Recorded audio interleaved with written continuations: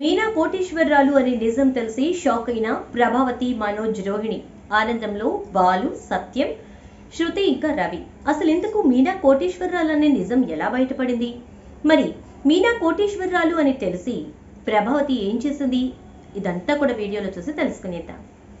గుండె నిండా గుడి గంటలు అప్కమింగ్ ఎపిసోడ్స్ లో ఏం జరగబోతోందనేది ముందుగా తెలుసుకోవడానికి వీడియోని లైక్ చేసి ఛానల్ ను సబ్స్క్రైబ్ చేసి పక్కనే ఉన్న బెల్ ఐకాన్ లో ఆల్ ట్యాప్ చేయండి. ఇక మొత్తం మీద చూసుకున్నట్లయితే కనుక రోహిణి కోసం సుగుణమ్మ ఇంటికి వెళ్ళినటువంటి మనోజ్ వాళ్ళకి చుక్కెదిరే అవుతుంది. అక్కడ రోహిణి ఉండదు. వీళ్ళని చూసి తను తప్పించుకుని వెళ్ళిపోతుంది. ఇక వాళ్ళు వెళ్ళిన తర్వాత సుగుణమ్మ దగ్గరికి వస్తుంది. ఇక సుగుణమ్మ, చూసావుగా వాళ్ళు నువ్వు బస్ ఎక్కావు అని చెప్పి ఎవరో చెప్తేనే గబగబా వచ్చేసారు. మరి అలాంటిది నీ గురించి వాళ్ళు ఎంతలా ఆలోచిస్తున్నారనేది నువ్వే ఆలోచించుకో రోహిణి. నేను ఒక మాట చెప్తున్నాను విను. దయచేసి నువ్వు మీ అత్తగారి దగ్గరికి వెళ్ళిపో. ఆవిడికి ఎలాగూ నువ్వంటే నమ్మకం ఉంది, ప్రేమ ఉంది. నీ భర్తకి నీ మీద చాలా ప్రేమ ఉంది. కాబట్టి ఆలోచించి చూడు రోహిణి అని చెప్పేసి చెప్తుంది సుగుణమ్మ. దాంతో ఇక రోహిణి సరేనమ్మా అని చెప్పి బస్ ఎక్కి ఇక ఇంటికి బయలుదేరి వచ్చేస్తుంది. అలా వచ్చేసిన తర్వాత ప్రభావతి చాలా సంతోషపడిపోతుంది రోహిణి చూసి. మీ నాన్న ఫోన్ చేస్తే నేనేం చెప్పాలి, కనీసం ఆలోచించవా అని చెప్పని అనేసరికి, అది కాదత్తయ్య, అసలు నా మనసు చాలా బాధపడింది. మనోజ్ ఇంతలా ద్రోహం చేస్తాడని, ఇంతలా నమ్మించి మోసం చేస్తాడని అనుకోలేదు అని చెప్పని అంటూ ఉంటుంది. దాంతో ఇక ప్రభావతి, సరేనమ్మా, అయిపోయింది కదా, ఇప్పుడు వాడిని జాబ్ వెతుక్కోమను, వాడు కన్ఫామ్గా వెతుక్కుంటాడు. వాడికి ఉన్న డిగ్రీలకి చాలా మంచి ఉద్యోగమే వస్తుంది. నీకు తెలియదేం కాదు కదా, సర్దుకుపోవాలి, ఇంకా మనిషిని మార్చుకోవాలి. అంతేకాని ఇలా వెళ్ళిపోతే ఉపయోగం ఏంటి? అయినా నువ్వు కేపీ పాలెం బస్ ఎక్కావు అని చెప్పారేంటి అంటే, నన్ను చూసి ఎవరనుకున్నారు, నాకేం పని ఉంది అక్కడ నేను వెళ్ళడానికి అని చెప్పేసేసి అంటుంది ఇక రోహిణి. అయితే సరే అయితే ఉండు, మనోజ్ వాళ్ళకి ఫోన్ చేస్తానని మనోజ్కి కాల్ చేసి విషయం చెప్తుంది ప్రభావతి. ఇక వెంటనే అందరూ కలిసి బయలుదేరి తిరిగి ఇంటికి వచ్చేస్తారు. వచ్చేసిన తర్వాత రోహిణి ఇక గట్టిగా నిర్ణయించుకుంటుంది, ఇంకా ఎక్కువ డబ్బు సంపాదించి ఎవరికి నా మీద అనుమానం రాకుండా చేయాలి అని చెప్పేసి క్వీన్స్ పార్లర్లు చేస్తూనే రోహిణి తన ఫ్రెండ్ దగ్గరికి వెళ్ళి, అంటే విద్య దగ్గరకు వెళ్ళి, ఎక్కడైనా ఒక చిన్న షట్టర్, చిన్న రూమ్ లాంటిది చూడు, అక్కడ ఓన్గా పార్లర్ పెడతాను అని చెప్పేసి అంటుంది.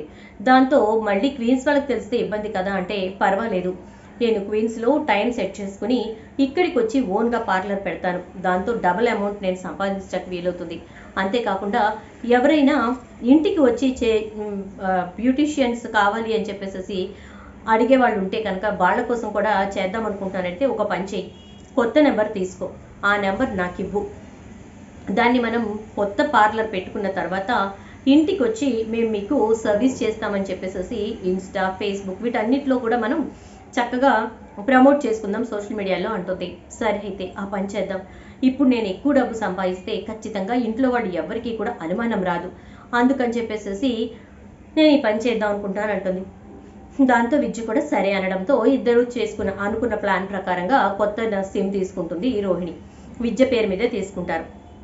తీసుకుని మొత్తానికి అనుకున్నట్టుగానే ఒక రూమ్ రెంట్కి తీసుకుని అక్కడ ఎక్విప్మెంట్ ఒక్కొక్కటి మొత్తం సెట్ చేస్తారు. సెట్ చేసిన తర్వాత ఇక సోషల్ మీడియాలో బాగా వైరల్ చేసుకుంటారు.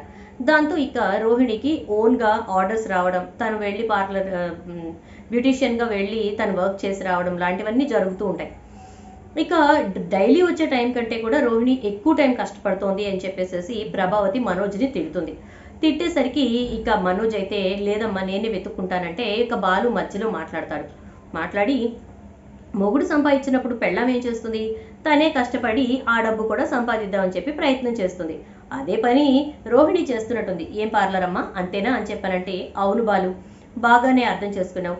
ఇప్పుడు మేమిద్దరము ఇంట్లో ఉంటున్నాం, మా ఇద్దరి వైపు నుంచి ఇంట్లో ఇన్కమ్ ఉండాలి కదా, మరి మనోజ్ అలా చేయనప్పుడు నేనే ఎక్కువగా కష్టపడాలి అని చెప్పేసి నిర్ణయించుకున్నాను అని చెప్పేసి అంటుంది ఇక రోహిణి. అయితే సరే అయితే మంచి ఆలోచనే చేసావులే, ఇంకా కొంతమంది ఉన్నారు, ఎందుకు కోట్లకు పడగెత్తిన నువ్వే ఇలా ఆలోచిస్తూ ఉంటే వాళ్ళు ఇంకెలా ఆలోచించాలి? తెచ్చిపెట్టారు ఇంటి ముందు ఒక పూల కొట్టుని. ఈ పూల కొట్టు ఒక పెద్ద బొకే షాప్ అయిపోతుందట. అప్పుడట బోల్డ్ డబ్బు సంపాదించేస్తారట. అప్పటి వరకు ఇటు ఇంట్లో పని చేయక ఊరికి ఆ పూల కొట్టు దగ్గర నుంచొని ఉంటే ఆదాయం తల్లుకుంటూ వచ్చేస్తుందేమో అనగానే 600 ఉన్న ఆదాయం 1000 రూపాయలకు వచ్చింది.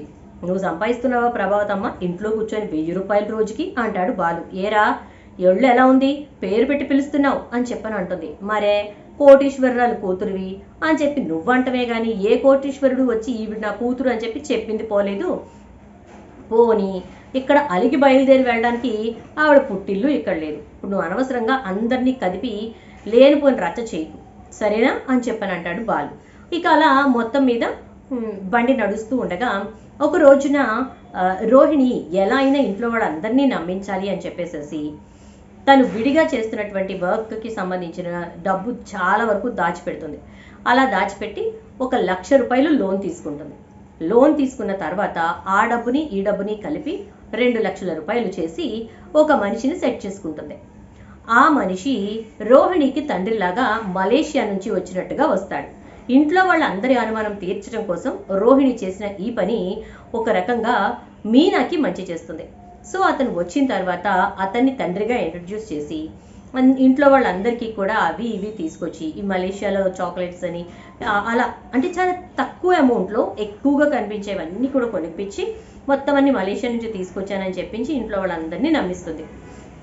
వెళ్తూ వెళ్తూ ఇక మనోజ్ చేతిలో 2,00,000 రూపాయలు పెట్టి, ఇదిగోండి బాబు, నేను మళ్ళీ వస్తాను, సడన్గా ఇండియా రావాల్సి వచ్చింది, సో నేను ఇక్కడ ఇండియన్ కరెన్సీ ఎక్స్చేంజ్ చేసుకోవడానికి మలేషియా నుంచి అమౌంట్ ఏమీ తీసుకురాలేదు. నేను కూడా జస్ట్ ఫ్రెండ్స్తో పాటే రావడం వల్ల పెద్దగా కార్డ్స్ ఏవి కూడా క్యారీ చేయలేదు. సో నేను అక్కడికి వెళ్ళాక అమౌంట్ పంపిస్తాను, ఓకేనా? అనవసరంగా నేను ఇన్నాళ్ళు రాకుండా నా కూతుర్ని చాలా బాధ పెట్టాను అని చెప్పేసి నాటకం ఆడేసి వెళ్ళిపోతాడు. ఇక అప్పుడు రోహిణి చాలా గర్వంగా మా నాన్న వచ్చాడు చూసుకున్నారుగా అని చెప్పని అంటుంది. ఇంకా ఎప్పుడైతే తన తండ్రిని తీసుకొచ్చాను అని చెప్పి రోహిణి మాట్లాడిందో ప్రభావతి ఇక మొదలు పెడుతుంది. కోటీశ్వరుడైనా కూడా ఎంత సింపుల్గా ఉన్నాడు, ఎంత బాగా మాట్లాడాడు, అది ఇది అని చెప్పేసి ఇక వదలకుండా అది ఇది మాట్లాడుతూనే ఉంటుంది.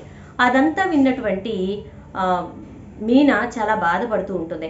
ఎందుకంటే ప్రభావతి మాటల్లో ప్రతి మాటలోనూ మీనాని దెప్పి పొడిచేటట్టుగానే మాట్లాడుతూ ఉంటుంది. ఇక అదంతా విని చాలా బాధపడుతూ, సరే అయితే మీరన్నట్టుగానే నేను కోటీశ్వరరాల్ని కాదు అంటే, అవును నువ్వు కోటీశ్వరరాలివి కాదు, మీనా కోటీశ్వరరాలు అని నేనేమన్నా అన్నానేంటి? రోహిణి కోటీశ్వరుడి కూతురు అన్నాను, శృతి కోటీశ్వరుడి కూతురు అన్నాను, నీ గురించి నేను తీయలేదుగా అంటే, ఎందుకత్తయ్యా సూటిపోటి మాటలు దెప్పటి మాటలు మాట్లాడుతూ ఉంటారు అని చెప్పని ఇక మీనా బాధపడుతూ కూర్చుంటుంది. అంటే వంటగదిలోకి వెళ్ళి వంట చేసుకుంటూ ఉంటుంది.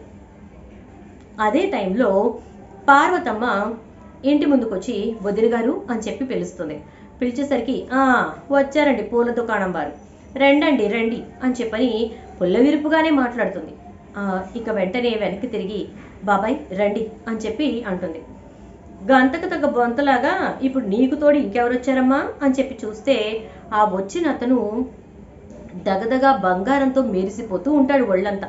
చేతులకు 5 ఉంగరాలు, అది 5 వేళ్లకు 5 ఉంగరాలు పెట్టుకుని, బ్రేస్లెట్ పెట్టుకుని, మెళ్ళు చైన్స్ పెట్టుకుని, అసలు తన బట్టలు కూడా చాలా ఖరీదైన ఉంటాయి. ఏంటి పగటి వేషగాడిని ఎవరినైనా తీసుకొచ్చారా? మా రోహిణి వాళ్ళ నాన్న వచ్చేళ్ళారని తెలుసు, మీరు మీ సొంత వాళ్ళు అన్నట్టుగా ఎవరినైనా పగటి వేషం వేసి తీసుకొచ్చారా ఏంటి? మీ అమ్మాయిని ఏ మాట అనకుండా జాగ్రత్తగా చూసుకుంటానని అంటుంది ప్రభావతి. ఆ మాటలకు పార్వతమ్మ, ఎందుకు వదిన గారు అలా మాట్లాడుకుంటారు, ఆయన మా బాబాయ్ గారు అని చెప్పని అంటుంది. అవునా, రండి మావయ్య గారు కూర్చోండి, ఏ డ్రామా కంపెనీ నుంచి అని అంటుంది. ఇంతలో సత్యం వచ్చి, ఎందుకు ప్రభ అనవసరంగా నిజం తెలుసుకోకుండా మాట్లాడతావు అని, ఏంటి అమ్మా చెల్లెమ్మ ఎవరతను అంటే, మా బాబాయ్ గారు అన్నయ్య గారు. బాబాయ్ అంటే నాన్న వాళ్ళ తమ్ముడు. నాన్న రీసెంట్గానే చనిపోయారట. నేను మా వారిని పెళ్లి చేసుకుని మా ఇంట్లో నుంచి వచ్చేసాను. అక్కడ నాకు కోటాను కోట్ల ఆస్తి ఉంది. కానీ ఈ రోజు వరకు ఏ రోజు కూడా వాళ్ళ ఇంటి కేసు చూడలేదు. కారణం ఏంటంటే మా నాన్న నేను బ్రతికుండగా నువ్వు ఇంటి ముఖం చూడొద్దు అన్నాడు. దాంతో నేను ఇక్కడే ఉండిపోయాను. ఈ విషయం నా పిల్లలకు కూడా ఏ రోజు చెప్పలేదు, ఎందుకంటే వాళ్ళకు ఆశ కలగొచ్చు, వెళదాం అనొచ్చు అని చెప్పి. మా బాబాయ్ ఉదయాన్నే వచ్చారు. మా నాన్న చనిపోయారని, కార్యక్రమం అంతా అయిపోయిందని, నిన్ను ఇంటికి తీసుకురమ్మని మీ అమ్మ చెప్పిందని చెప్పడానికి వచ్చారు. అందుకే మీనాని ఒక 4 రోజులు నాతో పంపిస్తే మా ఇంటికి వెళ్ళొస్తాం అంటుంది. ఏంటి మంచి కథ అల్లుకొచ్చారే, కోటీశ్వరుల కూతురా మీరు అని చెప్పని అంటుంది ప్రభావతి. ఏం వదిన గారు నమ్మబుద్ధి కావట్లేదా, ఒక్క నిమిషం ఆగండి అని చెప్పేసి ఇక పార్వతి తన పెళ్ళప్పుడు ఫోటోలు, తన పెళ్లికి ముందు తన పుట్టింట్లో ఉన్నప్పటి ఫోటోలు, ఇవన్నీ కూడా వాళ్ళ బాబాయ్ తీసుకొచ్చినవి చూపిస్తుంది ప్రభావతికి. "హా, ఇప్పుడు ఇవన్నీ నిజం కాదు అని అనలేకుండా ఉండడానికి ఫోటోషాప్లు అవి బాగానే వచ్చేసినాయిలే" అని చెప్పానంటే, "సరే అత్తయ్య గారు, సరే వదిన గారు, నేను మీనాని మా ఇంటికి తీసుకెళ్ళాలి, ఒక 4 రోజులు పంపిస్తారా లేదా" అని అంటుంది. ఈలోపు సత్యం, "నీ కూతుర్ని నువ్వు తీసుకెళ్ళడానికి అంతలా వ్రతరాడాల్సిన పని లేదమ్మా, భేషుగ్గా తీసుకెళ్ళొచ్చు" అంటే, "అయితే మా అల్లుడు గారిని కూడా పంపించండి అన్నయ్య" అంటే, "అదేంటమ్మా, మీనాను ఒక్కదాన్ని తీసుకెళ్తానన్నావు" అనగానే, "ఇప్పుడు మా వదిన గారికి వచ్చిన అనుమానాలు క్లియర్ అవ్వాలంటే మిమ్మల్ని అందరినీ తీసుకెళ్ళాలి, కానీ అలా వెళ్ళడం కరెక్ట్ కాదు, కాబట్టి బాలుని కూడా తీసుకెళ్తాను. అల్లుడిని కూతుర్ని తీసుకెళ్ళి అక్కడ వాళ్ళ ముందు నేను కూడా తలెత్తుకుని నిలబట్టాకుంటుంది" అంటే, "సరే అయితే" అంటాడు. ఈలోపు బాలు వచ్చేసరికి విషయం చెప్తే, అనిందా మా అమ్మ అంటుంది, "అది నిజమవని అబద్ధమవని ఏమన్నా అవని అత్తయ్య గారు, మీరు పిలిచారు, నేను వస్తున్నాను మీనాని తీసుకొని" అనగానే, "అయితే ఆ బండి తీసుకెళ్ళి గుడి దగ్గర పెట్టు" అంటుంది ప్రభావతి. "బండి నీకేమీ అడ్డం రాదు, ఓ పక్కకు పెట్టి వెళ్తాను, సరేనా అత్తయ్య గారు? శివ ఇంకా సుమతి కూడా వస్తున్నారుగా" అంటే, "వస్తున్నారు బాబు" అంటుంది. దాంతో ఇక అందరూ కలిసి పార్వతి వాళ్ళ ఊరు వెళ్తారు. అక్కడ పార్వతమ్మ వాళ్ళ ఇల్లు, ఇంకా అక్కడ ఉన్నటువంటి వాళ్ళ పొలాలు, వాళ్ళకు ఉన్నటువంటి ఆస్తులు అన్నీ చూసి బాలు షాక్ అయిపోతాడు.